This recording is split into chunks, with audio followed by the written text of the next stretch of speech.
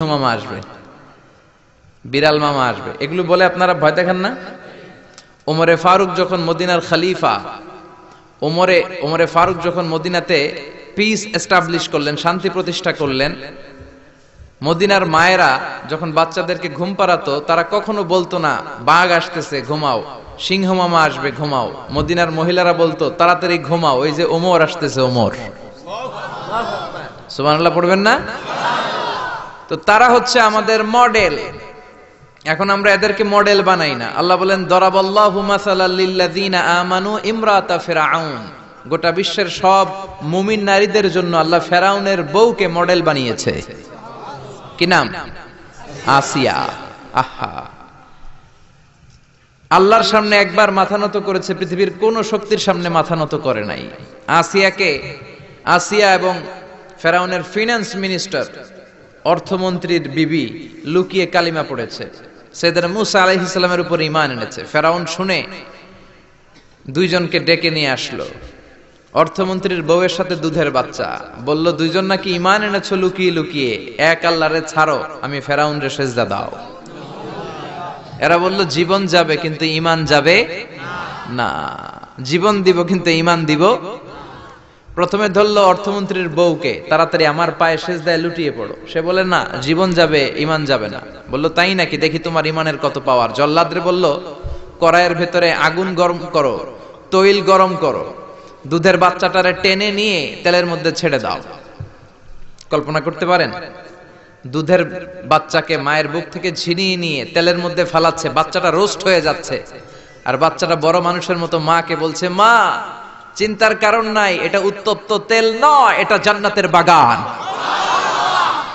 ভয় নাই মা, তুমি চলে আসো, তুমিও লাফিয়ে পড়ো, শাহাদাতের পেয়ালা থেকে মিষ্টি সুধা পান করো।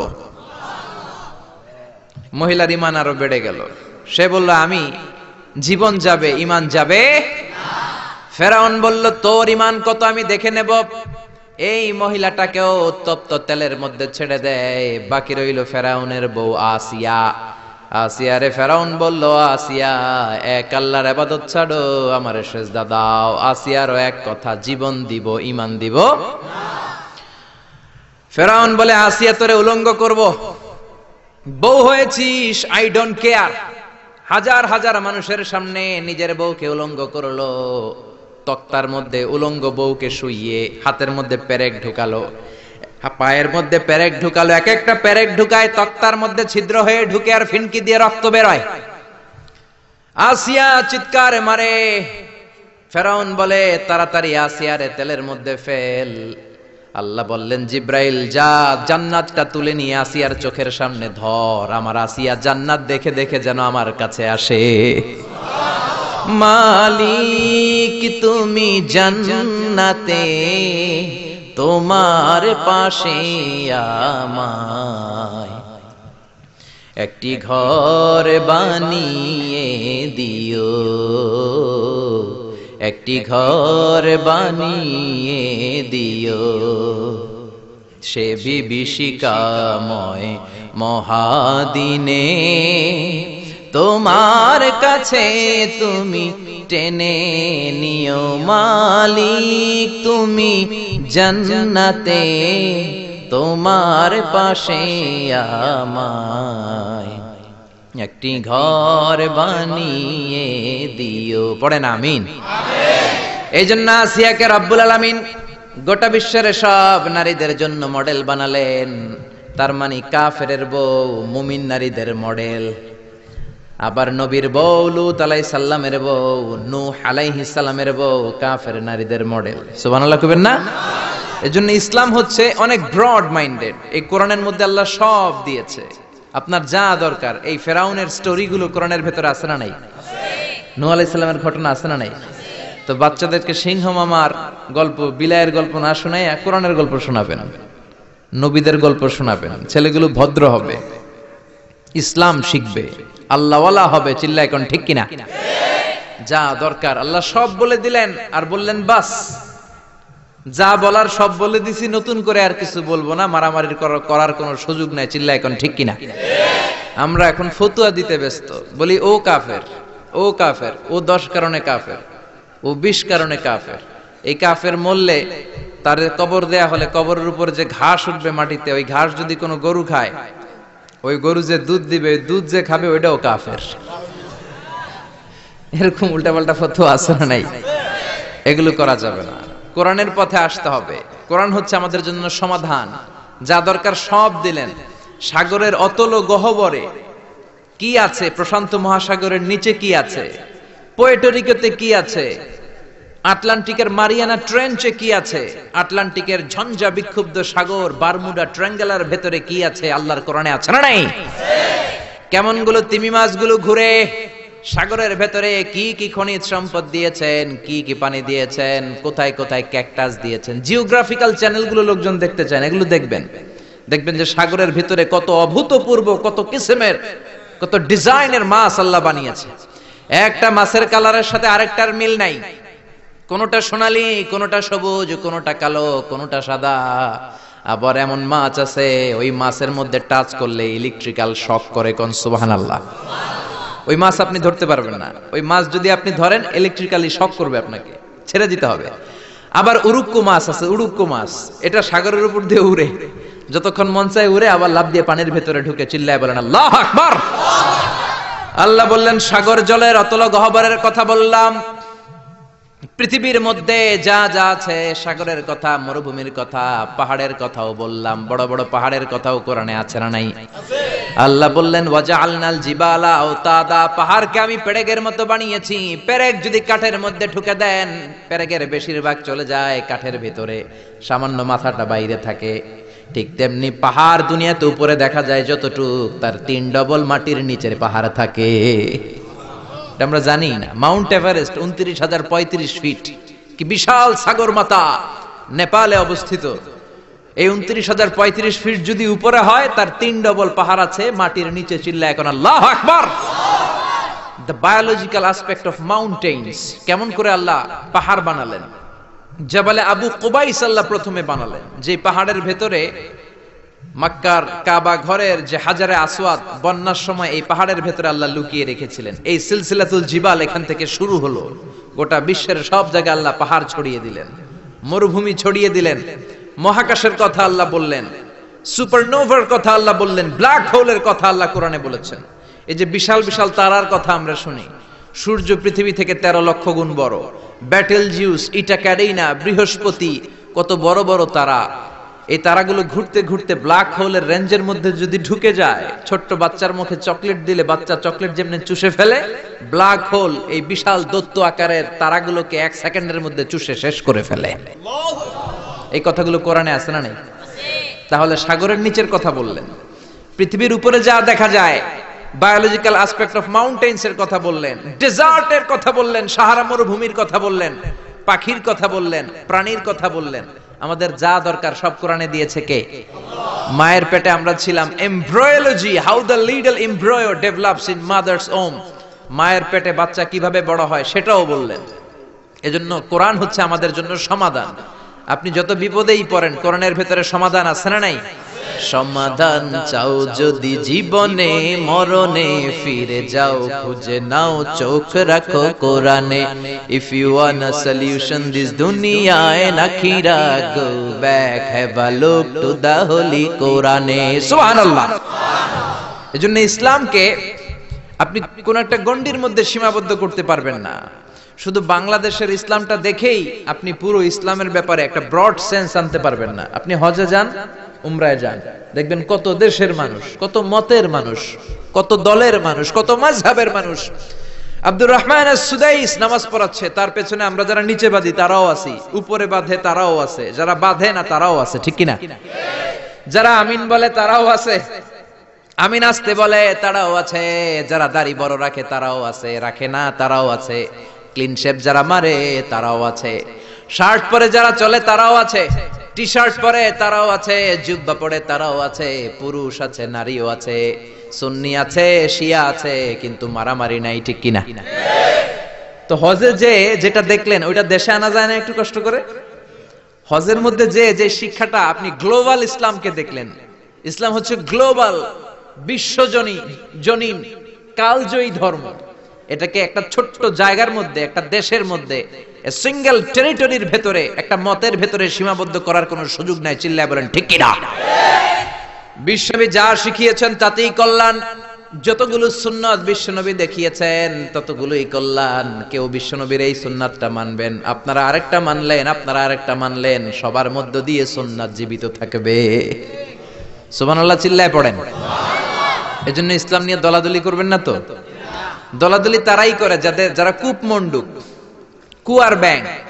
ব্যাং যখন কোনো কুয়াতে পড়ে, ব্যাং মনে করে এইটাই পৃথিবী, কারণ ও তো দেখতেছে ছোট্ট একটা কুয়া। গোটা বিশ্বের বিশাল আয়তন আকৃতি তো ব্যাঙের চোখে পড়ে না। কুয়ার ভেতরে ব্যাং পড়লে ব্যাং কি মনে করে? এটাই পৃথিবী, পৃথিবী এইটাই, এটার বাইরে কোনো পৃথিবী নাই। তো আপনাকে অনেক পড়তে হবে, পড়া শুরু করলে শেষ নাই। জিসকা সবক লি লিয়া উসকি তেরা ছুটি নেই। একবার যদি সবক তুমি নিয়ে নাও, তোমার কোনো ছুটি নাই, ঠিক কি না? এজন্য আল্লাহ কোরআনের প্রথম কথা বললেন, ইকরা বিসমি রাব্বিকাল্লাযী খালাক খালাকাল ইনসানা মিন আলাক। Read in the name of your lord who has created. পড়ো তোমার প্রভুর নামে যিনি সৃষ্টি করেছেন। খেয়াল করে দেখেন, কোরআনের প্রথম কথা আল্লাহ বলে নাই জিকির করো, বলে নাই সালাত পড়ো, বলে নাই রোজা রাখো, বলে নাই যাকাত দাও, বলেছেন কি? জোরে বলেন। আল কোরআনের প্রথম বাণী পড়ো, আল হাদিসে নবীর কথা পড়ো। আল কোরআনের প্রথম বাণী পড়ো, আল হাদিসে নবীর কথা পড়ো। পড়ে পড়ে শেখো, শিখে শিখে তুমি তোমার নিজের জীবন গড়ো। আল্লাহু আকবার। এজন্য আল্লাহ বললেন পড়ো। বাঁচতে হলে পড়তে হবে, বাঁচতে হলে জানতে হবে, ঈমান রক্ষা করতে হলে পড়তে হবে। জোরে কোন ঠিক কিনা? এজন্য পড়তে রাজি আছেন তো? যে বেশি পড়ে সে কথা বলে কম, ঠিক কিনা? তার মধ্যে একটা ভারত্ব আসে, তার সেন্সটা অনেক ব্রড হয়, সে অনেক কিছু চিন্তা করে কথা বলে। আর যে শুধু একটা হাদিস জানে, শুধু এইটা জানে, এইটারে গালি মারে, যে এইটা জানে ও এইটারে গালি মারে। কারণ কূপমণ্ডু, কুয়ার ব্যাং, ও মনে করে এটাই পৃথিবী, এটার বাইরে আর কিচ্ছু নাই। এরকম কপাল পড়া ডাকাই তাছাড়া নাই। এদের সাথে ইসলামের কোনো সম্পর্ক। ইসলাম হচ্ছে ব্রড। আপনাকে পড়তে হবে। প্রতিদিন একটা করে হলেও হাদিস পড়বেন, প্রতিদিন একটা করে হলেও কোরআনের বঙ্গানুবাদ পড়বেন। রাজি আছেন তো? রাজি আছেন? রাজি আছেন? রাজি আছেন? আপনি যদি না পড়েন আপনি বাঁচতে পারবেন না। আপনি কোনো অজুহাত আল্লাহ সেদিন গ্রহণ করবে না। No excuse will be granted that day. সেদিন আল্লাহ কোনো এক্সকিউজ নিবে না। আপনি যদি বলেন আল্লাহ আমি আরবি বুঝি নাই, আল্লাহ বলবে বাংলা পড়ো নাই কেন? কারণ বাংলা কোরআনের অনুবাদ আছে না নাই? বাংলা পড়ি নাই, এই অজুহাতকে আল্লাহ গ্রহণ করবে? এজন্য কোরআনের অনুবাদ হয়েছে বিভিন্ন ভাষায়, শত শত ভাষায় কোরআনের অনুবাদ হয়েছে। আপনি যদি বলেন আল্লাহ আমি ইঞ্জিনিয়ার ছিলাম, কি ছিলাম? আমি অনেক ব্যস্ত ছিলাম, আল্লাহ আপনার চেয়েও বড় ইঞ্জিনিয়ার দেখাই দিবে। খুররম জাহ মুরাদ পাকিস্তানের অনেক বড় একজন ইঞ্জিনিয়ার, কাবা ঘরের প্রজেক্ট ডিজাইনার ছিলেন। উনি কোরআনের উপর বই লিখেছেন, তাফসীর লিখেছেন। আল্লাহ বলবে ও এত বড় ডিজাইনার, ইঞ্জিনিয়ার হয়ে কোরআন পড়তে পারে, তুই পারলি না কেন? ঠিক কি না?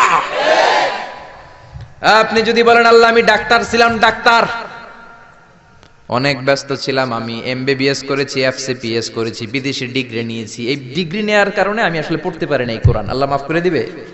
কারণ no excuse will be granted that day. সেদিন কোনো এক্সকিউজ নাই। আল্লাহ তখন জাকির নায়েকরা দাঁড় করাই দিবে, দেখো এ বেটা ডাক্তার, ডাক্তার কোরআন পারলো কেমনে, হাদিস বুঝলো কেমনে? চিল্লা এখন ঠিক কি না? আপনি যদি বলেন আমি পরমাণু বিজ্ঞানী,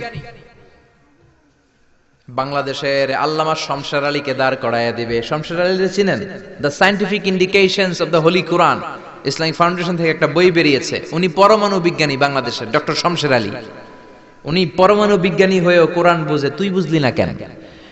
হিন্দু ভাই যদি কেউ এসে থাকো আমার মাহফিলে, তোমারও আল্লাহ ধরবে, কোরআন পড়লি না কেন? আপনি বলবেন আল্লাহ আমি হিন্দু, আপনারও ছাড়বে না। ভাই গিরিশচন্দ্র সেন, সে কোরআনের প্রথম অনুবাদ করেছে বাংলাদেশ। তারপরে কৌমিতেও পড়ায়, আলিয়াতেও পড়ায়, একটা হাদিসের কিতাব আছে মিশকাতুল মাসাবি, এটার প্রথম বঙ্গানুবাদ করেছে হিন্দুর বেটা হিন্দু গিরিশচন্দ্র সেন। হিন্দু হইয়া কোরআন পারে, তুই পারলি না কেন? ঠিক কি না? এজন্য কোন অজুহাত আল্লাহ নিবে না। কোরআন জানতেই হবে, কোরআন মানতেই হবে, কোরআন আপনাকে বুঝতেই হবে। কোরআন পড়লে আপনারে জান্নাতি বানায় দিবে কে? আল্লাহ আমাদেরকে বোঝার তৌফিক দান করুক। আজকের সভাপতি মাওলানা মোহাম্মদ নুরুল ইসলাম, সাবেক খতিব, নাগাইশ কেন্দ্রীয় ঈদগাহ, অসুস্থ। আচ্ছা, আল্লাহ ওনাকে সুস্থ করে দেখ। কেউ অসুস্থ হলে বিশ্বনবী পড়তেন আল্লাহুম্মা রব্বান নাস আযহিবিল বাস ইশফি আনতা শাফি লা শিফা ইল্লা শিফাউক শিফাউন লা ইউগাদিরু সাকামা। আবার পড়তেন আসআলুল্লাহাল আযীম রব্বাল আরশিল আযীম আইয়াশফিয়া। এজন্য অসুস্থ হলে এই দোয়াগুলো করে দিবেন। ঝাড়ফুঁক করবেন। ঝাড়ফুঁক ইসলামে আছে, তাবিজ তোমার ইসলামে নাই। এগুলোর ব্যাপারে বলবো আজকে আমরা। অনেকে তাবিজ লাগে অনেকগুলো, এদিকে 5টা, গলায় 5টা, হাতে 5টা, তারপর আমাদের কাছে নিয়ে আসে, হুজুর একটু দোয়া করেন ছেলের জন্য। কি হয়েছে? কে হুজুর কথা শোনে না, অসুস্থ থাকে প্রায়। তো যেই তাবিজ লাগাইছেন এগুলার ভারে ওজন এমনিই তো অসুস্থ থাকবে পোলা, ঠিক কিনা? তাবিজ ছিঁড়ে ফেলবেন। বেশিরভাগ তাবিজগুলোর মধ্যে দেখবেন ওই যে মোমবাতি দিয়ে আটকায় দেয় না, খোঁচায় খোঁচায় খুলবেন, খুইলা দেখবেন ভিতরে কি লেখছে জানেন? জাফরানের কালি দিয়া 7, 8, 9, 3, 4, 5। কয় হুজুর এগুলো কোরআনের আয়াতের সংক্ষেপে লেখছে। তোরে সংক্ষেপে লেখার পারমিশন দিয়েছে কে? কে দিয়েছে পারমিশন? 786 নাকি বিসমিল্লাহ হয়। 1 কোটি বার 786 লেখলেও একটা বিসমিল্লাহ সমান হবে? বিসমিল্লাহর সংক্ষেপ করলেও 786। আবার হরে কৃষ্ণ হরে রাম এটারে সংক্ষেপ করলেও 786। চিল্লা এখন ঠিক কি না? এজন্য তাবিজ তোমার নয়, রুকিয়া করবেন। ঝাড়ফুঁক করা সুন্নাত। ঝাড়ফুঁক করা কি সুন্নাত। সূরা ফালাক, সূরা নাস, এই দুইটা পরে যদি ফু দেন জিনের বাদশাও দিব দৌড়। ছোট্ট বাচ্চারা যদি জিনে ধরে, পরিতে ধরে, আয়াতুল কুরসি পরে ফু দেন, জিনের 12টা বাজায় দিবে কে? আল্লাহ। এগুলো পড়তে চায় না। বিশ্বনবী হাসান আর হুসাইনকে এই দোয়াগুলো পড়ে ফু দিতেন। হাসান হুসাইনকে তাবিজ পড়ায় নাই কখনো।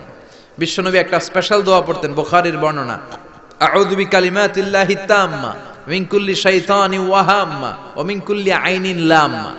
এই যে যারা মোবাইলে রেকর্ড করছেন, রেকর্ড হয়ে গেছে না? আমি যে বললাম বাসায় যে মুখস্থ করবা, মায়ের শিখাবা, ছোট্ট বাচ্চারে শিখাবা। এগুলো পড়ে ফু দিলে কোনো জিন পরে সামনে আসতেই পারবে না। এগুলো নাই মুসলমানের, তাবিজ লাগে। কি লাগে? বিশ্বনবী 6 মাস অসুস্থ ছিলেন। ইহুদিদের মিত্র লাবিদ ইবনুল আসাম বিশ্বনবীরে ব্ল্যাক ম্যাজিক করেছে। কি ম্যাজিক? Black magic. এই ব্ল্যাক ম্যাজিকের চোটে বিশ্বনবী দাঁড়াতেও পারতেন না, মাথার ব্যথায় বেহুশ হয়ে যেতেন, বিবিদের সাথে ফিজিক্যালি মিট করতে পারতেন না, সেক্সুয়াল এন্টারটেইনমেন্ট করতে পারতেন না, ইন্টারকোর্স করতে পারতেন না। এত দুর্বল ছিলেন বিশ্বনবী। বিবিদের ঘরে যাইতেন কিন্তু মেলামেশা করতে পারতেন না, এত দুর্বল। যেই নবীর এক হাতের মধ্যে জান্নাতি 40 জনের শক্তি দিয়েছে কে? আল্লাহ। ওই নবী ব্ল্যাক ম্যাজিকের পাওয়ারে দুর্বল হয়ে যায়, তারপরেও বিশ্বনবী একদিনও তাবিজ পড়েন নাই। পড়ছে? বিশ্বনবী 4 মাস, কোন বর্ণনায় 6 মাস, লাবিদ ইবনুল আসাম ইহুদি মিত্র এই বেয়াদবটার ব্ল্যাক ম্যাজিকের কারণে অসুস্থ ছিলেন। 6 মাস পরে সাইয়েদনা জিব্রাইল আসলেন, বললেন ও নবী, 2টা সূরা আল্লাহ নাজিল করেছে, একটার নাম ফালাক আর একটার নাম নাস। দুইটার একসাথে বলে মুআউযিজাতান। এই মুআউযিজ, তাবিজ, এখান থেকে তাবিজ আসছে। তাবিজ যদি করতে হয় সূরা ফালাক নাস দিয়ে পড়বেন, ঠিক কি না? ও নবী, চলেন আপনারে কোথায় ব্ল্যাক ম্যাজিক করিয়েছে দেখাই। সাইয়েদনা আবু বকর, সাইয়েদনা ওমরকে নিয়ে, বিশ্বনবীকে নিয়ে জিব্রাইল চলে গেলেন একটা কুয়ার কাছে। কুয়ার নিচে দেখলেন একটা চিরুনি, চিরুনির মধ্যে বিশ্বনবীর 11টা চুল দিয়ে গিট দেওয়া। সূরা ফালাক আর সূরা নাসে আয়াতও আছে 11টা। নাজিল হলো কুল আউযু বিরাব্বিল ফালাক মিন শাররি মা খালাক। একটা একটা আয়াত সাইয়েদনা জিব্রাইল নাজিল করেন, একটা একটা গিরা খুলতে থাকেন আর বিশ্বনবীকে সুস্থ করে দিতে থাকেন কে? আল্লাহ। 11টা আয়াত পড়া শেষ, 11টা গিট খোলা শেষ, চিরুনি থেকে বিশ্বনবী সুস্থ। এত সুস্থতার মধ্যে বিশ্বনবী তাবিজ ঝুলাই নাই। আর আমরা কিছু হইলে তাবিজ আছে না নাই? এজন্য খবরদার এগুলো করবেন না। ঝাড়ফুঁক করবেন। অসুস্থ হলে, ব্যথা বেদনা হলে শিঙ্গা লাগাবেন। শিঙ্গা লাগানো সুন্নাত। কিন্তু বাদদানি মহিলারা যে মাথায় দিয়ে যায়, ফুকোয়ায়, জুকোয়ায়, শিঙ্গা লাগায়, সাপের খেলা দেখায়, এগুলো বলে, এলাকায় বলে ফুকোয়ায়, জুকোয়ায়, শিঙ্গা লাগায়। ওই শিঙ্গা না, বিশ্বনবী যে শিঙ্গা লাগিয়েছেন, আরবিতে এটাকে বলে আল হিজামা, ইংরেজিতে বলে কাপিং। এই কাপিং করবেন। ছোট্ট একটা প্লাস্টিকের বক্স, উপর একটা ডান্ডা থাকে দেখবেন, একটা দণ্ড। এটা আপনার দেহের কয়েক জায়গায় যেখানে খুব ব্যথা বেদনা করে ছিদ্র করে কাপিং করে দিবেন। আধা ঘন্টা 1 ঘন্টার ব্যবধানে যত বিষ রক্ত আছে টেনে বের করে নিবে। মডার্ন মেডিকেল সায়েন্স অ্যাপ্রুভ করেছে, যেটা ল্যাবরেটরিক্যালি প্রুভড কাপিং মানুষের দেহের জন্য অনেক স্বাস্থ্যকর। চিল্লা এখন সুবহানাল্লাহ। এজন্য বিশ্বনবী নিজেও সিঙ্গা লাগাতেন, সাহাবীদেরকেও সিঙ্গা লাগাতে বলতেন। আমাদের সমাজে এখন আমরা সিঙ্গা লাগাই না, ঝাড়ফুঁক করি না, খালি তাবিজের পিছনে দৌড়াই। আজকে থেকে ঝাড়ফুঁক শুরু করবেন। কেউ যদি অসুস্থ হয় সূরা ফাতিহা পড়ে ফু দিবেন। সুস্থ করবে কে? বিশ্বনবীর হাতে একবার বল্লা পোকা কামড় দিল, ব্যথার চোটে নবী কাতরায়। মা আয়েশারে বললেন, আয়েশা লবণের পানি গরম দাও, হাতের মধ্যে ঢালো। বিশ্বনবী সূরা ফাতিহা পড়তে লাগলেন আর ফু দিতে লাগলেন। মা আয়েশা লবণের পানি ঢালতে লাগলেন। মা আয়েশার লবণের পানি ঢালাও শেষ, বিশ্বনবীর সূরা ফাতিহা পড়াও শেষ, আঙ্গুলের ব্যথাও। মা আয়েশা বললেন, নবী আপনি সূরা ফাতিহা পড়ে ফু দিলেই তো ভালো হয়ে যায়, আমারে কষ্ট দিলেন কেন? আমারে লবণের পানি গরম করতে বললেন কেন? বিশ্বনবী বললেন, আয়েশা লবণের পানির মধ্যে সোডিয়াম ক্লোরাইড আছে। It's a very natural pain killer, natural vaccine. লবণের ভিতরে কি থাকে? সোডিয়াম ক্লোরাইড থাকে। এটা আপনার পেইন কিলারের কাজ করবে। ব্যথার মধ্যে লবণ সিদ্ধ দিয়ে পানি ঢালেন, সুস্থ করে দিবে কে? আয়েশা, এই পানি দিয়ে চিকিৎসা হয় আর সূরা ফাতিহা পড়ে ঝাড়ফুঁক হয়। চিকিৎসার ঝাড়ফুঁক দুইটার সমন্বয়ে রোগ ভালো করে কে? অনেকে বলে, হুজুর দোয়া করেন আমার জন্য অসুস্থ। কি রোগ? কয় ক্যান্সার। চিকিৎসা করছেন নি? কয় না, খালি দোয়া করেন আপনি। আমি বললাম, আমার দোয়াতে আপনার ক্যান্সার ভালো হবে না, আপনাকে চিকিৎসাও করতে হবে, তারপরে হুজুরের কাছে দোয়াও চাইতে হবে। দুইটার সমন্বয়ে রোগ ভালো করে কে? বিশ্বনবীর সাহাবারা সফরে গেলেন, পথিমধ্যে দেখলেন অনেক মানুষের ভিড়, মানুষকে সরিয়ে এক সাহাবী ভেতরে ঢুকলেন। বুখারীর বর্ণনা। ঢুকে দেখে এক লোক শুয়ে আছে, সবাই মন্ত্র পড়ে ফু দেয়। সুমন্তর সু কালী কুত্তার গু। এরকম সুমন্তর সু আছে না নাই? সাহাবী বললেন, কি হয়েছে তোমাদের? লোকেরা বলল, যেই লোকটা শুয়ে আছে আমাদের নেতা, একটা অজগর সাপ পাইথন কামড় মেরেছে, আমাদের নেতা মরে যাবে, আমাদের সুমন্তর সু কালী কুত্তার গু এগুলো দিয়ে কিচ্ছু হচ্ছে না, কি করি?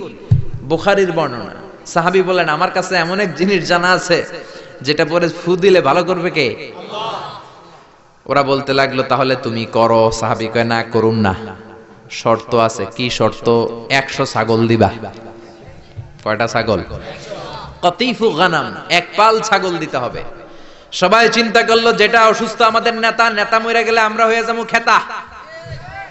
ঠিক কিনা? ছাগলের কোনো সমস্যা নাই। বাড়ি বাড়ি ছাগল তুলতে শুরু করলো। এক পাল ছাগল তোলা হয়ে গেল। এবার সাহাবীরা ডেকে বলে, যাও ঝাড়ফুঁক করো। বিশ্বনবীর সাহাবী ওযু করে জিজ্ঞেস করলো, কোন জায়গায় কামড় দিয়েছে? পায়ের এই জায়গায় কামড় দিয়েছে। বিশ্বনবীর সাহাবী একবার সূরা ফাতিহা পড়ে ফু দিলেন, বন্ধ চক্ষুটা মুহূর্তের মধ্যে খুলে যায়। আবার ফু দেওয়ার পরে শোয়া থেকে বসে যায়। তৃতীয়বার ফু দেওয়ার পরে দাঁড়াইয়া হাঁটতে শুরু করছে। আল্লাহু আকবার। সব তো টাসকি খেয়ে গেছে। সাহাবা কয়, টাসকি পরে খাইও, আগে ছাগল দাও।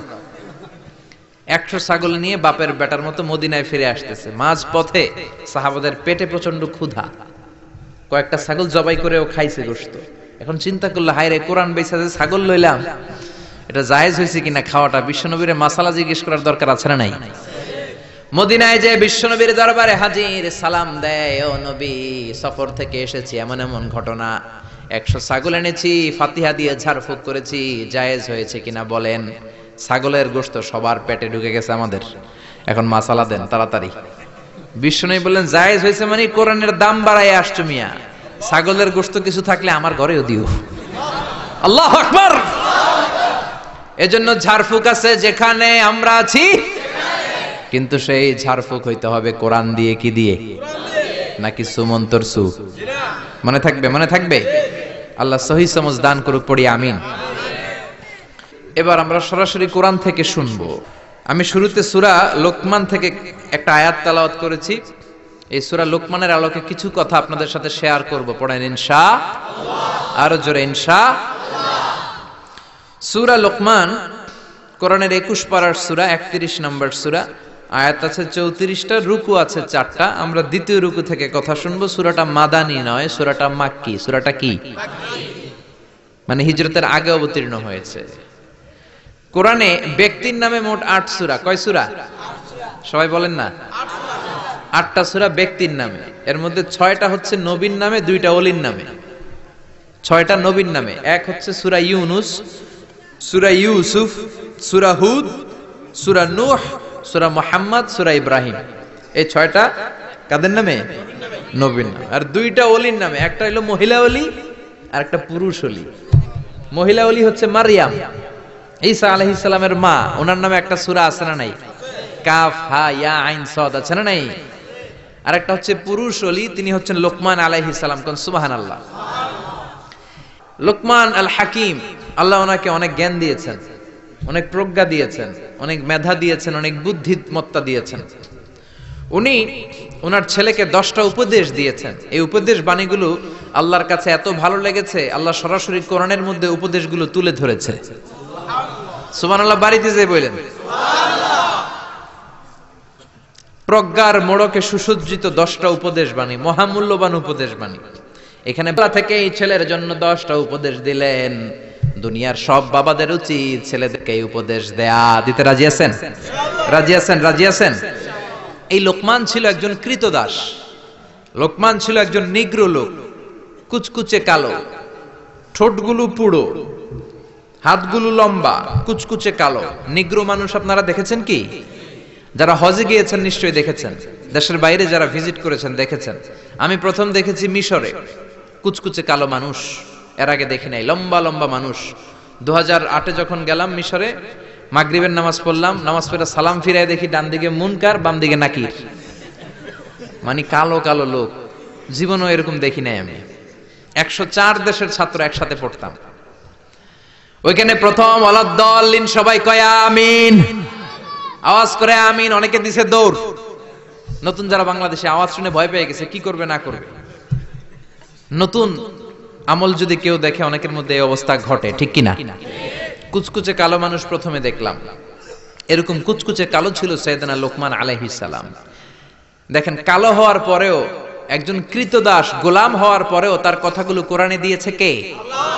তার মানে ইসলামে কালো সাদায় কোনো পার্থক্য নাই, ধনী গরিবে পার্থক্য নাই, লম্বা খাটোতে পার্থক্য নাই।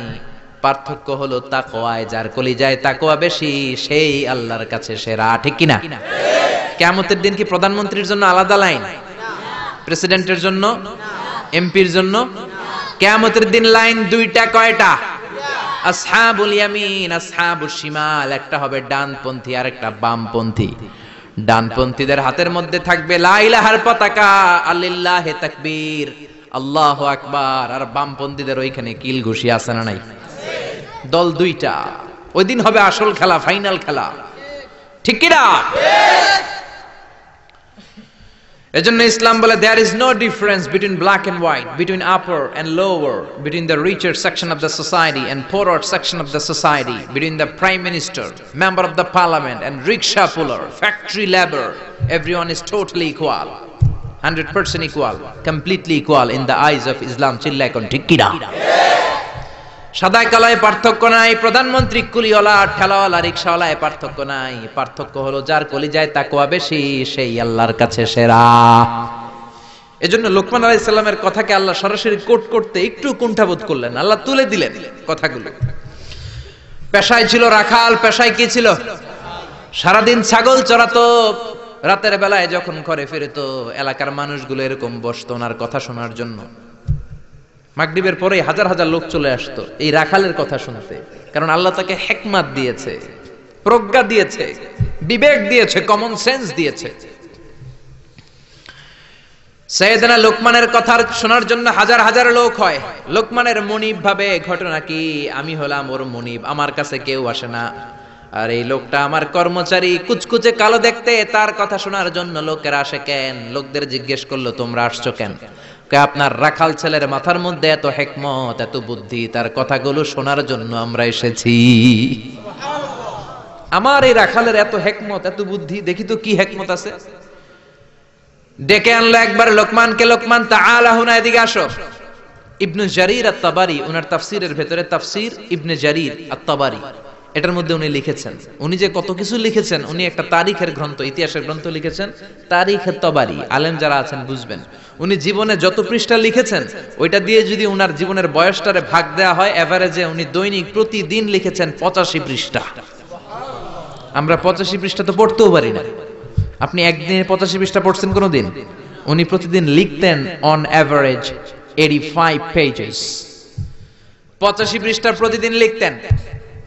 উনি ওনার তাফসীর এনেছেন। মুনিব লোকমান ডেকে বলে, ও লোকমান, ইযবাহ শাতান, একটা ছাগল জবাই করো, ওয়া আখরিজ মিনহা আতিয়াবা মুদগাতাইন, এবার ছাগলের সবচাইতে দুইটা দামি অঙ্গ ছুরি দিয়ে কেটে আনো।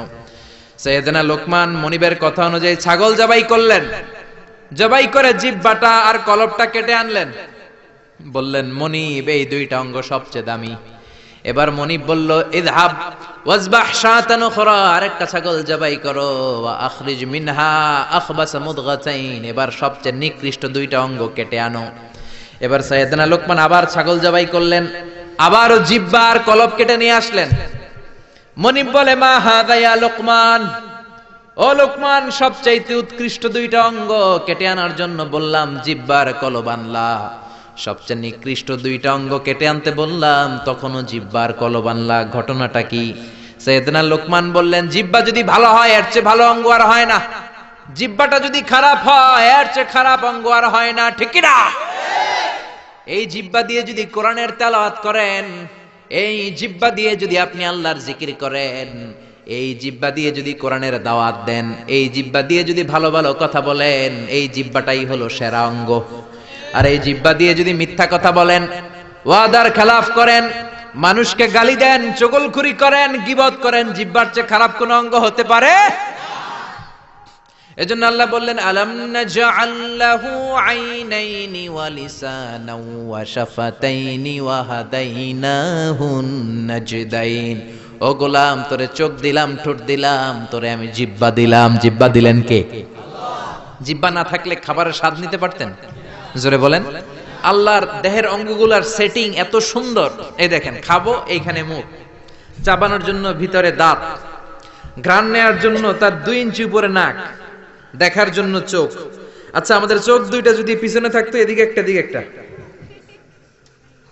তাহলে খাওয়ার সময় এটা ভালো কি খারাপ দেখার জন্য এইভাবে নেওয়া লাগতো, তাই না? আচ্ছা, নাক যদি এইখানে না থাকে, নাক থাকতো এইখানে পিঠে, পিঠে যদি নাকটা থাকতো, তাহলে খাওয়ার আগে এটা কি ভালো খাবার না বাসি খাবার, আগে নাকের এইখানে দেখানো লাগতো, একটু সুইকা দেখি ভালো কিনা, ঠিক কিনা? চোখ যেখানে আল্লাহ রাখলেন, এখান থেকে যদি মাত্র 2 ইঞ্চি উপরে, এইখানে হয়তো বাম চোখটা, এদিকে ডান চোখটা কি হইতো? ফুটবল খেলতে যায়, ফুটবলে হেড দিতে গেলে চোখ দুইটা ডিমের মতো পোষ হয়ে যেত, ঠিক কি না? কান দুইটা চমৎকার জায়গায় দিলেন, আপনি অবাক হয়ে যাবেন। আল্লাহর এই বডি মেকানিজম, হিউম্যান অ্যানাটমি নিয়ে যদি আপনি চিন্তা করেন, কিভাবে আল্লাহ ডিএনএ দিয়েছেন, ডাইঅক্সিরিবো নিউক্লিক অ্যাসিড, যেটা আমাদের প্রাণের ব্লুপ্রিন্ট, কোটি কোটি ডিএনএ। আমার দাদা, আমার পরদাদা, আমার 14 দাদা, কে কোন ধরনের বৈশিষ্ট্য, ক্যারেক্টারিস্টিক্স, কোয়ালিটি নিয়ে এসেছে, সব ডিএনএ এর মধ্যে আল্লাহ দিয়ে দিয়েছেন। একজনের ডিএনএ এর সাথে আরেকজনের ডিএনএ এর কোনো মিল নাই, কোন সুবহানাল্লাহ। এমন ভাবে সেটিং করেছেন যেটা যেখানে দরকার। খেয়াল করে শুনেন, এই যে কানটা, এই কানটা যদি আল্লাহ এই বগলের নিচে দিত, আর এই ডান কানটা যদি এই বগলের নিচে দিত, আজকে আমার ওয়াজ শোনা লাগতো এইভাবে, ঠিক কিনা? কারণ এইভাবে যদি কান চাপা পড়ে থাকে, কথা শোনা যাবে? সুবহানাল্লাহ কইতে পারলেন না? এজন্য আল্লাহ বললেন, আলাম নাজআল লাহু আইনাইনি ওয়া লিসানাও ওয়া শাফাতাইনি ওয়া হাদাইনাহুন নাজদাইন। তোরে জিহ্বা দিলাম, জিহ্বা দিয়ে স্বাদ নেয়ার সুযোগ দিলাম। আমাদের এই যে জিহ্বা, নরম নরম টিস্যু দিয়ে আল্লাহ জিহ্বাটারে বানিয়েছেন। এই জিহ্বার পার স্কয়ার সেন্টিমিটারে টেস্ট বার্ড আছে 84টা। সেই হিসাবে আমাদের পুরো জিহ্বা দিয়ে আমরা কয়েক হাজার ধরনের খাদ্যের স্বাদ আস্বাদন করতে পারি, কোন সুবহানাল্লাহ। এত নরম অঙ্গ দেহের আর দ্বিতীয়টা নাই। একটা চুল যদি জিহ্বার মধ্যে পড়ে যায়, সেটাও টের পাওয়া যায়, জোরে কোন ঠিক কিনা?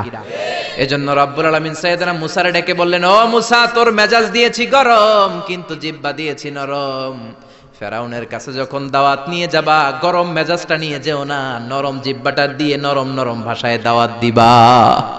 فقولا له قولا لينا لعله يتذكر أو يخشى। ও মুসা, তুমি আর তোমার ভাই হারুন ফেরাউনের কাছে যখন যাবা, মেজাজ গরম দেখায়ও না। মেজাজ দিছি গরম, কিন্তু জিহ্বা দিছি নরম। নরম জিহ্বা দিয়ে নরম ভাষায় দাওয়াত দিবা, হয়তো ফেরাউনের কপালে খুলে যেতে পারে, ঠিক কি না? এজন্য লোকমান জিহ্বা কেটে এনে বলল, জিহ্বাটা সবচেয়ে ভালো আবার সবচেয়ে খারাপ।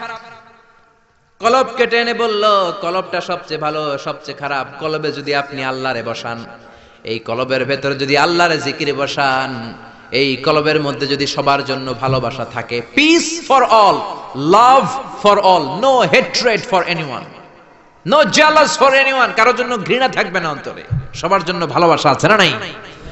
এই অন্তরে যদি সবার জন্য ভালোবাসা পুষে রাখেন, আল্লাহর জিকির দিয়ে যদি অন্তরটারে সমৃদ্ধ করেন, কলবের চাইতে দামি কোনো অঙ্গ আছে নাকি?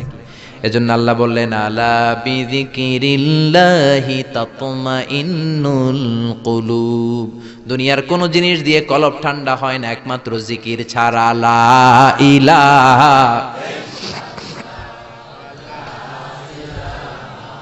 লা ইলাহা ইল্লাল্লাহু মুহাম্মাদুর রাসূলুল্লাহ সাল্লাল্লাহু। এজন্য এই কলবে জিকির করতে হবে, কলবের মধ্যে আল্লাহকে স্থান দিতে হবে। কলব পরিষ্কার হয় জিকির দিয়া। অনেকে বলে আমরা জিকির করি না, কলবে আয়না বসাই। কি বসাই? আয়না বসাইয়া দে মোর কলবের ভিতর বাবারে। আছে না নাই? আসলে আয়না আছে নাকি কলবে? বাবার কলবেই নাই, তোমার কলবে থাকবে কেমনে? আয়না টায়না কিছু না, কলবের ভেতরে জিকির থাকবে কার? লোকমান বলল সবচেয়ে দামি অঙ্গ জিহ্বা, সবচেয়ে নিকৃষ্ট অঙ্গ জিহ্বা, সবচেয়ে দামি অঙ্গ কলব, সবচেয়ে নিকৃষ্ট অঙ্গ কলব। মনিব তো বলে তাই তো, লোকমানের তো আসলেই অনেক জ্ঞান। মনিব বলে, যা লোকমান, আর আমার রাখালগিরি করার দরকার নাই, তোরে আমি আজাদ করে দিলাম। দিন রাত সারাদিন সারাক্ষণ মানুষকে তোর জ্ঞান বিলিয়ে বিলিয়ে মানুষকে তুই আলোকিত করে দে। সুবহানাল্লাহ। বাড়িতে যে বললেন এজন্য আল্লাহ বললেন, ওয়ালাকাদ আতাইনা লুকমানাল হিকমাতা আনিশকুর লিল্লাহ ওয়া মান ইয়াশকুর ফাইন্নামা ইয়াশকুরু লিনাফসিহি ওয়া মান কাফারা ফাইন্নাল্লাহা গনিয়্যুন হামিদ। পড়েন সুবহানাল্লাহ। আল্লাহ বললেন, আমি লোকমানরে হিকমত দিয়েছি। কি দিয়েছি? কথা বলেন। হেকমত শব্দটার সাথে আপনারা পরিচিত না? আমরা কিন্তু বলি এই কথা বলার সময় হেকমত খাটায় বলবি, বলি না? বলি না? বলি না? হেকমত হলো কেমন করে কথা বলতে হয়, কিভাবে বলতে হয়, কোন জায়গায় কোনটা বলতে হয়, এটার নাম হলো হেকমত। নলেজ আর common sense is equal to wisdom, প্রজ্ঞা। হেকমতের বাংলা হচ্ছে প্রজ্ঞা, ইংরেজি হচ্ছে উইজডম। আপনার যে জ্ঞান আছে, জ্ঞানের সাথে যদি কমন সেন্সটারে কাজে লাগান, ওইটাই প্রজ্ঞা, তখনই আপনি ওয়াইজ ম্যান হয়ে যাবেন, ঠিক না? আপনার জ্ঞান আছে নামাজ পড়া ফরজ, নামাজ পড়লে জান্নাতি হওয়া যায়, এটা কিন্তু হেকমত না, এটা হলো জ্ঞান, নলেজ। এবার কেমন করে রুকু করবেন, কেমন করে সিজদা করবেন, কেমন করে নামাজ পড়বেন, এটা জানার নাম হলো হিকমত। তার মানে জ্ঞানকে প্রয়োগ করার কৌশল হচ্ছে হিকমত। জ্ঞান প্রয়োগের বাস্তব কলা কৌশল মেকানিজম জানার নাম হচ্ছে হিকমত। এইজন্য যারা কোরআনের দাওয়াত দেয়, যারা মুফাসসিরে কোরআন, যারা খতিব, যারা ইমাম সাহেব, আল্লাহ তাদেরকে বললেন দাওয়াত দেওয়ার সময় হিকমতের সাথে দিবা। উদউ ইলা সাবিলি রাব্বিকা বিল হিকমাতি ওয়াল মাউইযাতিল হাসানাতি ওয়াজাদিলহুম বিল্লাতী হিয়া আহসান। উদউ ইলা সাবিলি রাব্বিকা, আল্লাহর রাস্তায় দাওয়াত দাও। কিভাবে দিবা? বিল হিকমা, হিকমতের সাথে দিবা। হিকমত আল্লাহ সবারে দেয় না। ইউতিল হিকমাতা মান ইয়াশা ওয়া মান ইউতাল হিকমাতা ফাকাদ উতিয়া খায়রান কাসীরা। আল্লাহ হিকমত দেন কিন্তু সবাইরে নয়, যারে দেন তার কপাল রে উজালা করে দেন। হিকমতের আরেক অর্থ সুন্নাহ।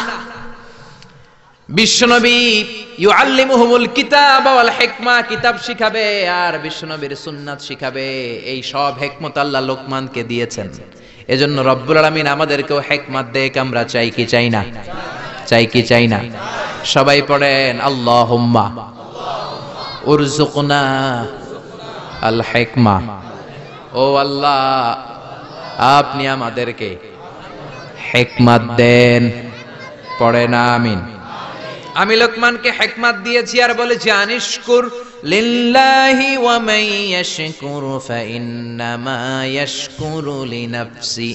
হিকমত দিয়ে আমি লোকমান রে বললাম, ও লোকমান, আনিশকুর লিল্লাহ, শুকরিয়া করবা কার? জোরে বলেন কার? আল্লাহর শুকরিয়া করবা, কারণ শুকরিয়া করলে নেয়ামত বাড়ায় দেয় কে? শুকরিয়া না করলে নেয়ামত কেড়ে নেয় কে? লা ইন শাকারতুম লা আযীদান্নাকুম ওয়া লা ইন কাফারতুম ইন্না আযাবি লাশাদীদ। ও বান্দা, যদি আমার নেয়ামতের শুকরিয়া করো, এই যে ভাত খাও, এই যে মাছ খাও, গোশত খাও, এই যে বাতাস নাক দিয়ে বাতাস নাও, এই যে প্রাণ ভরে তুমি পানি খাও, এই যে আমি নেয়ামত দিয়েছি, নেয়ামতগুলোর শুকরিয়া যদি করো, নেয়ামত বাড়ায় দিবে কে? আর যদি নাশুকরি করো, জেনে রেখো আমার আযাব বড় কঠিন। ইন্না বাতশা রাব্বিকা লাশাদীদ, আমার পাকড়াও বড় কঠিন। আমি আল্লাহ সব সময় ধরি না, কিন্তু যখন ধরি তখন ধরে ধরে ধরে না ধরলে আল্লাহ, জোরে বলেন, ধরে ধরে ধরে না ধরলে আল্লাহ। সব সময় ধরি না, কিন্তু ধরলে সারি না। ফেরাউন রে ধরে না কিন্তু যখন ধরছে তখন আর, নমরুদ রে ধরে না কিন্তু যখন ধরছে, মশার কামড় দিয়ে দুনিয়া থেকে শেষ। ফেরাউনকে সাগরের মধ্যে সুবানি খাওয়াইছে কে? আব্রাহার বাহিনীকে আবাবিল দিয়ে ধ্বংস করলো কে? আবার কাবা ভাঙতে এলে পাঠাও আবাবিল, দাও খোদা দাও আমায় আবার উমর দারাজ দিল। আল্লাহু আকবার।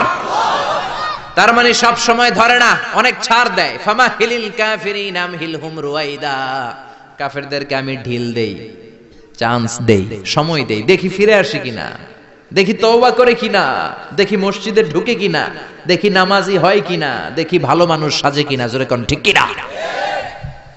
আমরা যখন ঘুড়ি উড়াই, হাতে থাকে কি? নাটাই থেকে আমরা সুতায় ঢিল দেই, তাই না? ঘুড়ি ডানে যায়, বায়ে যায়, কি আরাম, উঠতেছে এই আকাশে, এদিকে যায় ওদিকে যায়। তার মানে কি এই যে ঘুড়ির আর ফিরে আসা লাগবে না? আসা লাগবে কি লাগবে না? সুতা আমরা ঢিল দেই, ঘুড়ি আকাশে উড়ে। সন্ধ্যাবেলায় নাটাই ধরে যখন সুতায় টান দেই, ঘুড়ির ফিরে আসা লাগে কি লাগে না?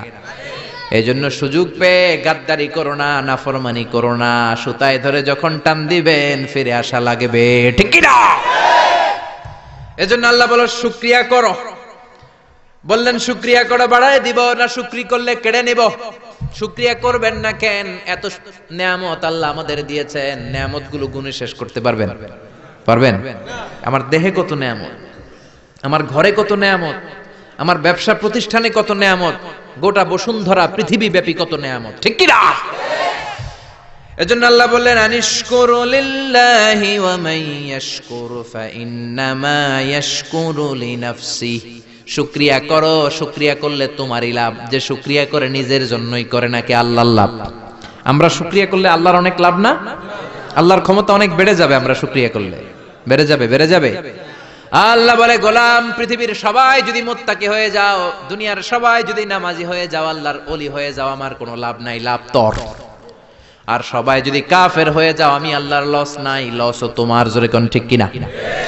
সহিহ মুসলিমের বর্ণনা, দুনিয়ার সবাই যদি কাফের হয়ে যায়, মুশরিক হয়ে যায়, আমি আল্লাহর ক্ষমতার 1 ইঞ্চিও কমবে না। সবাই যদি জিকির করে ওলি হয়ে যায়, আমি আল্লাহর ক্ষমতার 1 ইঞ্চিও বাড়বে। লাভ লস কার? কয় আল্লাহর। লাভ লস কার? কার? আরো জোরে সবাই বলেন। লাভ লস আমাদের। ওমান কাফারা ফাইন্নাল্লাহা গনিয়ুন হামিদ। আর যদি কুফরি করো, জেনে রেখো আল্লাহ মুখাপেক্ষী, আল্লাহর কিছু লাগে না, লাগে আমাদের। আমাদের প্রয়োজনে আমরা আল্লাহর কাছে ঠেকা, আল্লাহ কারো কাছে ঠেকা নাকি? আমাদের প্রয়োজনে আমরা আল্লাহর কাছে চাই, আল্লাহ কারো কাছে চায় নাকি?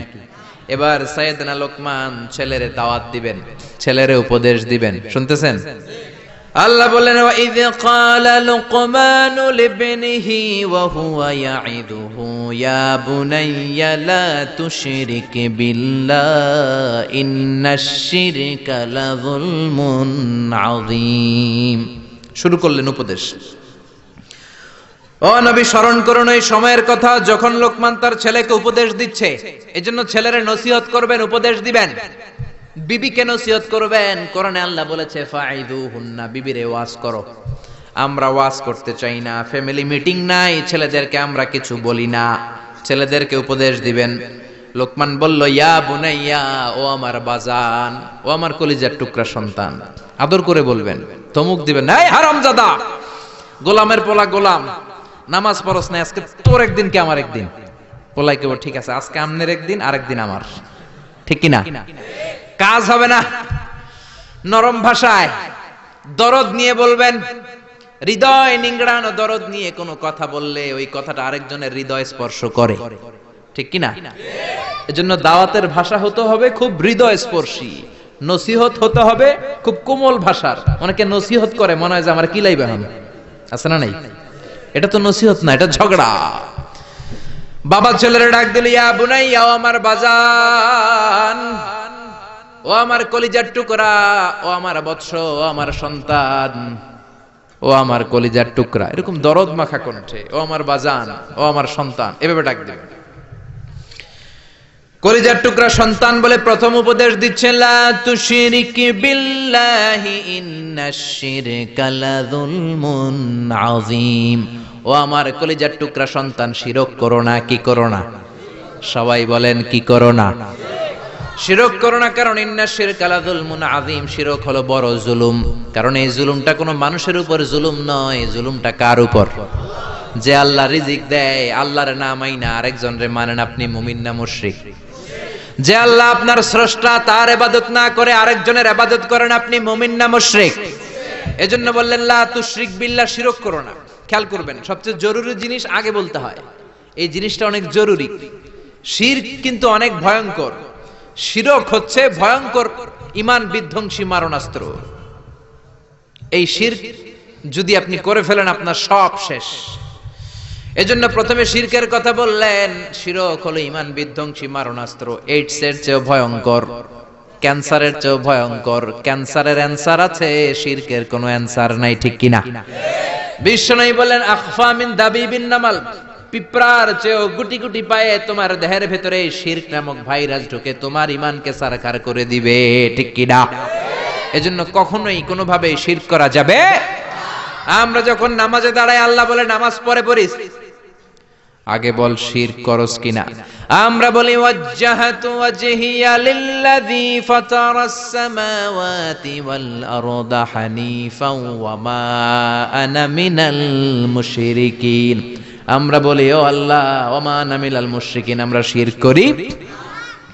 আবার যখন আমরা হজ করতে যাই, ইজার পরে, রিদা পরে হজের জন্য যাই, আল্লাহ বলে হজ পরে করিস, আগে বল শিরক করস কিনা।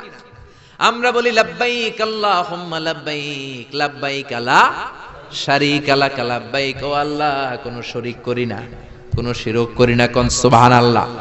এজন্য আল্লাহ বললেন, ইন্নাল্লাহা লা ইয়াগফিরু আন ইউশরাকা বিহি ওয়া ইয়াগফিরু মা দুনা যালিকা লিমান ইয়াশা। আল্লাহ চাইলে সব গুনাহ ক্ষমা করে দিতে পারেন, শুধু শিরকের গুনাহ ছাড়া। কোন গুনাহ ছাড়া? আরো জোরে বলেন। আল্লাহ সব গুনাহ মাফ করেন, কিন্তু শিরকের গুনাহ মাফ করেন। এজন্য হাদিসে কুদসিতে আল্লাহ বললেন, পাহাড় পরিমাণ গুনাহ নিয়ে যদি কিয়ামতের দিন আমার সামনে হাজির হয়ে যাও, ওই গুনার মধ্যে যদি শিরকের গুনাহ না থাকে, আমি আল্লাহ পাহাড় পরিমাণ ক্ষমার দয়া নিয়ে তোর কাছে হাজির হয়ে যাব। পাহাড় পরিমাণ গুনাহ, এই গুনার ভিতরে শিরকের গুনাহ নাই, তাহলে পাহাড় পরিমাণ ক্ষমা নিয়ে আমাদের কাছে হাজির হয়ে যাবে কে? এজন্য আল্লাহ ফরমান, লা ইন আশরাকতা লা ইয়াহবাতান্না আমালুকা ওয়া লা তাকুনান্না মিনাল খাসিরিন। যদি কোনো ক্রমে শিরক করে ফেলো, তোমার সব আমলগুলো বাতিল করে দিবে কে? আল্লাহ। এজন্য শিরক করা যাবে? শিরক মানে আল্লাহর সমকক্ষ কাউরে মনে করা, আল্লাহর অংশীদার স্থাপন করা, আল্লাহর নামে কাউরে ডাকা, আল্লাহর মতো কাউরে ক্ষমতাবান মনে করা, এটা হচ্ছে শিরক। বুঝতে পেরেছেন? এজন্য প্রথমে ছেলেরা বললেন, লা তুশরিক বিল্লাহ, আল্লাহর সাথে শিরক করবা না। শিরক হলো বড় অপরাধ, শিরক হলো মহা পাপ, সব পাপের বাপ। এটা হচ্ছে শিরক। এটা কি? শিরক করা যাবে? শিরক তিন ধরনের। কথাগুলো কঠিন, সহজে বুঝালে বুঝবেন। সহজ করে কইতে আমায় কহজে, সহজ করে যায় না কওয়া সহজে। সহজ করে বুঝাচ্ছি, কিন্তু মনোযোগ দিয়ে শুনতে হবে। শুনতেছেন তো? তিন প্রকার। প্রথমে শিরক দুই প্রকার, শিরকে আকবার, শিরকে আসগার। শিরকে আকবার মানে বড় শিরক, এই শিরক করলে আপনি মুশরিক। আবার নতুন করে কালিমা পড়তে হবে। এটা 3 ধরনের শিরক ফির রুবুবিয়্যা। রব হিসেবে মানতে হবে একজনকে, তিনি কে? আল্লাহর ছাড়া যদি অন্য কাউরে রব মানেন, আপনি মুমিন না মুশরিক? এজন্য কবরের প্রথম প্রশ্ন কি?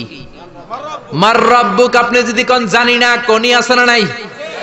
আপনার বলতে হবে আল্লাহ আমার রব, এই রবি আমার সব, দমে দমে তনু মনে তারি অনুভব। পড়েন, আল্লাহ আমার রব।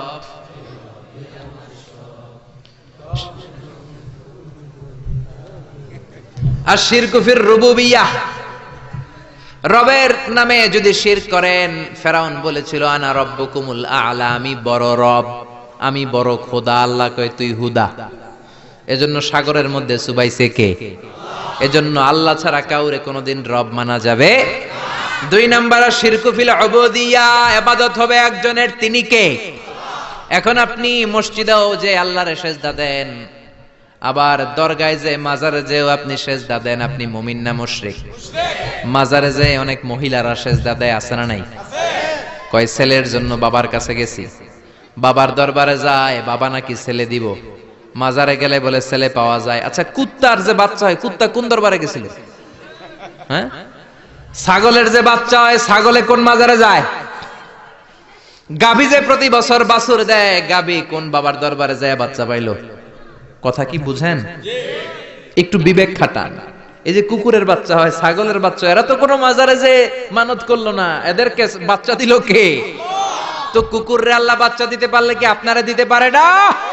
ইয়াহাবু লিমান ইয়াশাউ ইনাসা ওয়া ইয়াহাবু লিমান ইয়াশাউ যুকুর আও ইউযাওয়িজুহুম যুকরানা ওয়া ইনাসা ওয়া ইয়াজআলু মান ইয়াশাউ আকিমা ইন্নাহু আলীমুন কাদির। তিনি যাকে চান তাকে ছেলে দেন, আবার যাকে চান তাকে মেয়ে দেন, আবার যাকে চান তারে ছেলেও দেন মেয়েও দেন, আবার যাকে চান ছেলেও দেন না মেয়েও দেন না। তিনি কে? আল্লাহ। এজন্য ছেলে মেয়ে যদি চাইতে হয়, চাবেন কার কাছে? 3 নম্বরে আশিরকু ফিল আসমাই ওয়াস সিফাত। আল্লাহর সিফাতি নাম যদি কারো সাথে লাগান, আমার আল্লাহর নাম হলো গাউসুল আজম, মানে মহান সাহায্যকারী। এখন আব্দুল কাদের জিলানীরে যদি বলেন গাউসে পাক, আপনি মুমিন না মুশরিক?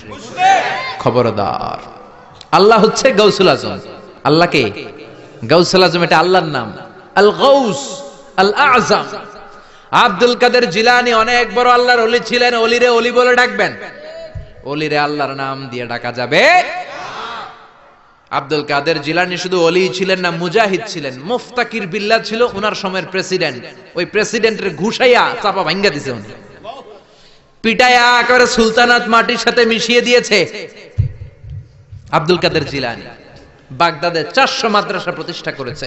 ওনার এলমি খেদমত নিয়ে কথা নাই, ওনার জিহাদি জীবন নিয়ে কথা নাই। খালি কথা ফু দিলে বলে পানি আগুন হয়ে যায়, আগুন পানি হয়ে যায়। কপাল পোড়া, ঠিক কিনা? খাজা মাইনুদ্দিন চিশতি রাহিমাহুল্লাহ অনেক বড় আল্লাহর ওলি ছিলেন। তার চেয়ে বড় পরিচয় হলো মুজাহিদ ছিলেন। পৃথ্বীরাজের সিংহাসন হিন্দুস্তানে লাথি মেরে উড়িয়ে হিন্দুস্তানের মতো জায়গার মধ্যে কালিমার পতাকা গেড়েছেন, ঠিক কিনা? এই ওয়াজগুলো করে না, শুধু বলে ফু দিয়া এটা করছে, জায়নামাজ বিছাইয়া সাগর পার হইছে, খালি এই ওয়াজ করে।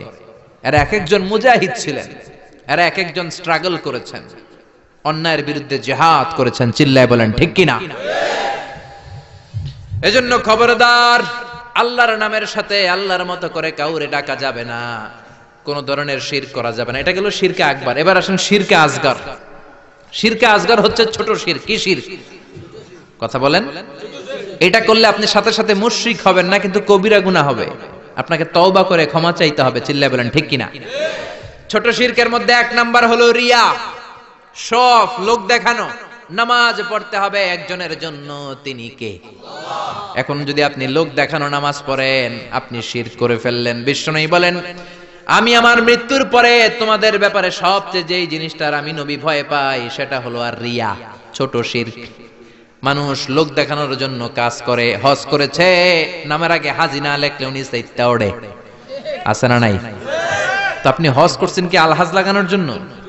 তো আপনি তো নামাজও পড়েন, নামের আগে মুসল্লি লাগান না কেন?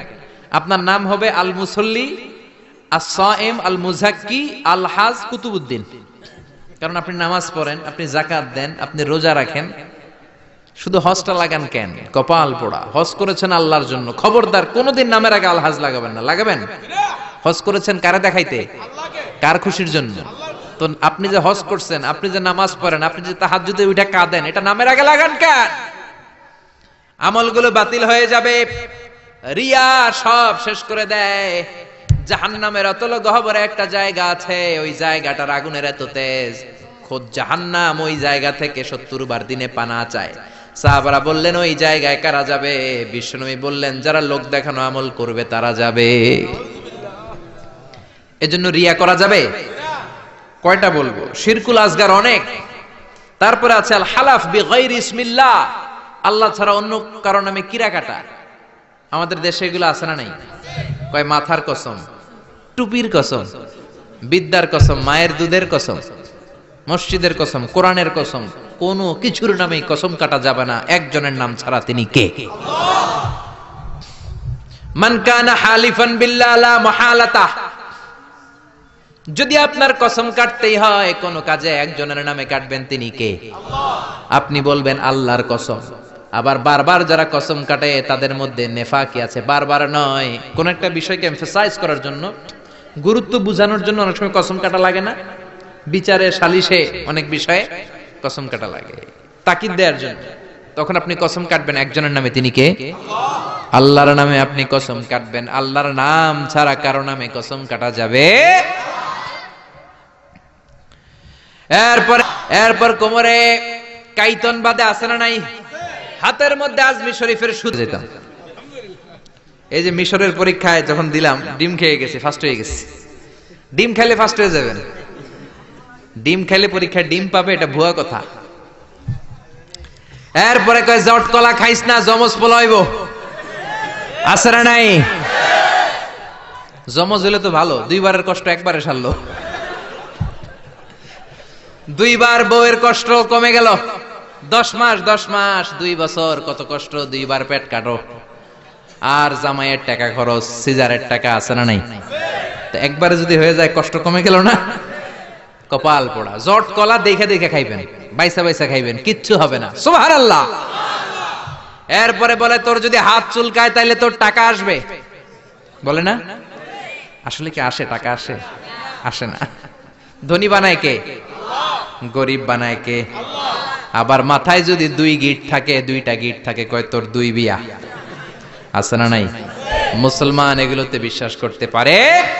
এজন্য লোকমান বললেন, লা তুশরিক বিল্লাহি ইন্নাশ শিরকা লাযুলমুন আযীম। খবরদার শিরক করো না, শিরক বড় অপরাধ। 1 নাম্বার উপদেশ শেষ। 2 নাম্বার, ইয়া বুনাইয়া ইন্নাহা ইন তাকু মিসকালা হাববাতিন মিন খারদালিন ফাতাকুন ফি সাখারাতিন আও ফিস সামাওয়াতি আও ফিল আরদি ইয়াতি বিহাল্লাহ ইন্নাল্লাহা লাতীফুন খাবীর। প্রথম উপদেশ দিলেন, বাবা শিরক করিস না, শিরক বড় পাপ, সব পাপের বাপ। ক্যান্সারের অ্যান্সার আছে, শিরকের কোনো অ্যান্সার নাই। দ্বিতীয় উপদেশ দিলেন, বাবা ছোট্ট কোনো ভালো কাজ কিংবা মন্দ কাজ যদি করো, পাহাড়ে ঢুকেও যদি করো, আকাশে উঠেও যদি করো, জমিনের গর্তের মধ্যেও যদি করো, কেউ দেখে না দেখে কে? কেউ যেটা দেখে না দেখে কে? কেউ যেটা শোনে না শোনে কে? কেউ যেটা বুঝে না বুঝে কে? দরজা বন্ধ করে, লাইট অফ করে রাতের বেলা পাপ করলেন, কেউ দেখে নাই, দেখছে কে? তিনি লাতীফুন খাবীর, সূক্ষ্মদর্শী। তিনি থাকেন অনেক উপরে, 7 আকাশ, সিদরাতুল মুনতাহা, বাইতুল মামুর, লাউহে মাহফুজ, তারপরে আল্লাহর আরশ, তারপরে কুরসি, তার উপর আল্লাহর 70,000 নূরের পর্দা। সেখান থেকে আল্লাহ সপ্তম জমিনের নিচেও যদি অমাবস্যার রাতে কোন পিপিলিকা, পিঁপড়া নীরবে নিঃশব্দে হেঁটে যায়, এত উপর থেকে ওই পিঁপড়ার আওয়াজও আল্লাহ শুনতে পান। তিনি লাতীফুল খাবীর। তার মানে দ্বিতীয় উপদেশ দিলেন, বাবা ওই আল্লাহর শিরক করো না, যে আল্লাহ এত ক্ষমতাশীল, তুমি যেখানেই যেটা করো কিয়ামতের দিন তোমার সামনে তুলে ধরবে কে? এটাকে বলে সেন্স অফ অ্যাকাউন্টেবিলিটি, জবাবদিহিতার চিন্তা। এই সফটওয়্যার, তাকওয়া নামক এই সফটওয়্যার যদি ছেলের মাথায় ইনস্টল করে দেন, এই ছেলে আর কোনোদিন বেয়াদব হবে না। এই ছেলে বেনামাজি হবে না, এই ছেলে বেরোজগার হবে না, এই ছেলে ডাকাত হবে না। চিল্লা এখন ঠিক কি না? আদর দিয়ে আপনি বুঝায় দেন, বাবা তুমি স্কুলে যাও, চুরি করে বন্ধুর পেন্সিলটা তোমার ব্যাগে করে এনো না, বন্ধুর রাবার চুরি করো না, কলম চুরি করো। ছোট্ট বাচ্চাদের মধ্যে এটা আছে, আরেকজনের কলমটা লাল দেখছে ওটা নিয়ে আস। আপনি শিখিয়ে দেন আরেকজনের জিনিস নেওয়া যাবে না, না বলে নেয়াকে চুরি বলে। ও বাবা রাস্তা দিয়ে তুমি হেঁটে যাও, আম গাছে আম পেকেছে, রাস্তায় কেউ নাই, টুক করে একটা আম পেড়ে ব্যাগের ভিতরে ভরেছো, কেউ দেখে নাই, দেখেছে কে? কিয়ামতের দিন বিচার আছে না নাই? ওই ছোট্টবেলা থেকেই এই তাকওয়া নামক সফটওয়্যার ব্রেনে ইনস্টল করে দেওয়ার দরকার আছে না নাই? 3 নাম্বার উপদেশ, ইয়া বুনাইয়া আকিমিস সালাতা ওয়া আমুর বিল মা'রুফি ওয়ানহা আনিল মুনকার। ইয়া বুনাইয়া, ও আমার ছেলে, আকিমিস সালাহ মানে কি? সালাতে কায়েম করো, সালাতে কায়েম করো, হবে সম্মানী তুমি, হবে জান্নাতি তুমি, হবে জান্নাতি তুমি, হবে সম্মানী তুমি, দিবে কাল হাসরে শীতল ছায়া আরশে আজিম। রাব্বিয়াল আলা রাব্বিয়াল আযীম, রাব্বিয়াল আলা রাব্বিয়াল আযীম। আল্লাহু আকবার। 3 নাম্বার উপদেশ দিলেন, প্রথমে বললেন শিরক করো না, 2 নম্বরে বললেন আল্লাহ তো ক্ষমতাশীল, যাই করো না কেন আল্লাহ দেখে। 3 নম্বরে বললেন ওই আল্লাহর প্রথম আদেশ হলো নামাজ। প্রথম আদেশ কি? আউয়ালু মা ইউহাসাবু বিহিল আবদু ইয়াউমাল কিয়ামাতি আস-সালাহ। কিয়ামতের দিন প্রথম যে আল্লাহ হিসাব যেটার চাইবেন সেটা কি? নামাজ। নামাজের হিসাব যদি সহজ হয় সব সহজ করবে কে? নামাজের হিসাব কঠিন হলে কঠিন করবে কে? এজন্য বিশ্বনবী বললেন মুরু সিবিয়ানাকুম বিস-সালাতি হুম 7 সিনিন। ছেলের বয়স যখন 10 বছর নামাজের আদেশ দাও, আর ছেলের বয়স যখন 7 বছর নামাজের আদেশ দাও। 10 বছর হলে নামাজের জন্য শাসন করো, ঠিক কি না? 7 বছরে আদেশ করবেন, সাথে সাথে নিয়ে যাবেন। 10 বছরের নামাজ না পড়লে শাসন করবেন, চোখ গরম করবেন, রক্তচক্ষু দেখাবেন, প্রয়োজনে পিটাবেন, তারপরেও নামাজে নেয়ার দরকার আছে না নাই? 7 বছর বয়স থেকেই যদি আপনি নামাজের কথা বলেন, 10 বছর এমনি ছেলে পাক্কা নামাজি হয়ে যাবে, ঠিক কি না?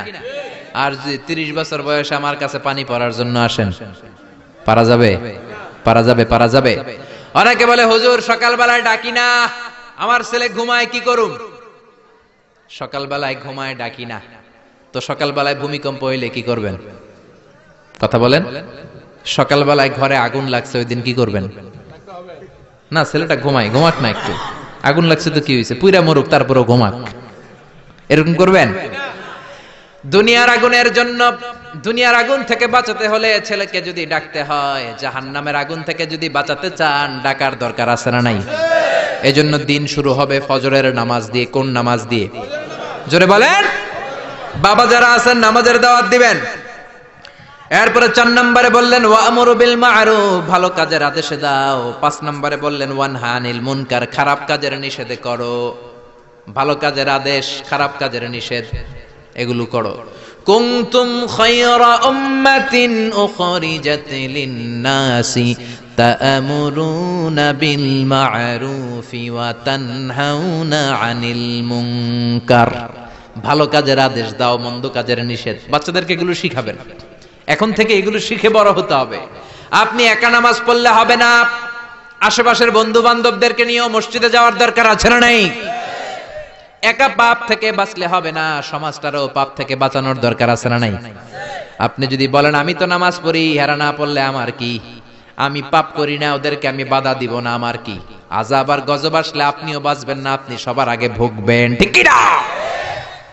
লঞ্চের 2য় তলায় কিছু ভালো মানুষ ঘুমায়, লঞ্চের নিচের তলায় কিছু লোক লঞ্চের তলা ছিদ্র করতে আরম্ভ করছে। আচ্ছা, লঞ্চের তলা যদি ছিদ্র কেউ করে কি হয়? পানি ঢুকে, লঞ্চ ডুবে যায়। এখন 2য় তলার লোকেরা যদি ভাবে আমরা তো আরামে আছি, আমাদের ওদেরকে ঠেকানোর দরকার নাই, লঞ্চ কি থাকবে না যাবে? এজন্য উপরের তলায় যারা ঘুমায় তাদের দায়িত্ব যারা নিচের তলায় ছিদ্র করে ওদেরকে বাধা দেয়া, ঠিক কি না? যদি বাধা না দেয়, নিচের তলার লোকেরা যেমনি শেষ, উপরের লোকেরাও শেষ। নামাজিরা আপনারা যদি আশেপাশের লোকদেরকে নামাজের দাওয়াত না দেন, ভূমিকম্প আসলে শুধু এই জালেমরা মরবে না, আপনারা আলেমরাও মরবেন, কোন ঠিক কি না? জালেমও মরবে, আলেমও মরবে। এজন্য আল্লাহ বললেন ওয়াত্তাকু ফিতনাতাল্লাতী লা তুসিবান্নাল্লাযীনা যালামু মিনকুম খাসসা। ওই আযাবকে ভয় করো যে আযাব যখন আসে শুধু জালেমের উপর আসে না, আলেমের উপরও আসে, ঠিক কিনা? মুসা আলাইহিস সালাম আল্লাহরে বললেন, আল্লাহ তুমি এলাকায় যখন ভূমিকম্প দাও, আযাব দাও, শুধু জালেমদের উপরে দাও না, আলেমদেরকেও মেরে ফেলো। শুধু পাপীদেরকে মারো না, ভালো মানুষদেরকেও তো মেরে ফেলো। কারণটা কি? আচ্ছা, বাংলাদেশে যে যখন বন্যা হয় শুধু হিন্দুরা মরে, শুধু কাফেররা মরে? মুসলমান আল্লাহর ওলিরাও তো মরে, যেরকম, ঠিক কিনা? সাইয়েদনা মুসা আলাইহিস সালাম বললেন, আল্লাহ আযাব আর গজব দিলে শুধু খারাপ মানুষদেরকে মারো না কেন, ভালোদেরকেও মারো কেন? আল্লাহ বললেন, প্রশ্নের উত্তর আমি দিব না, তুমি নিজে পেয়ে যাবা। মুসা আলাইহিস সালাম হাঁটতে শুরু করলেন, শুনতেছেন নাকি জিমানি ধরছে? হাঁটতে হাঁটতে বিশ্রামের জন্য এক গাছের নিচে বসলেন, বসে ঘুমায় গেলেন। ওই গাছের নিচে ছিল 20 পিঁপড়ার বাসা। 3টা পিঁপড়ে এসে মুসা নবীর পায়ে কামড়াতে শুরু করলেন।